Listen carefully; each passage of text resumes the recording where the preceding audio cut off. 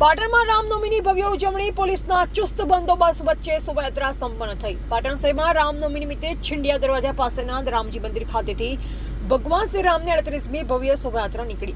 વિશ્વ હિન્દુ પરિષદ અને શ્રી રામ સેવા સમિતિના આયોજનમાં બે રથ સાથે વિવિધ આકર્ષક ઝાંખીઓ જોડાઈ।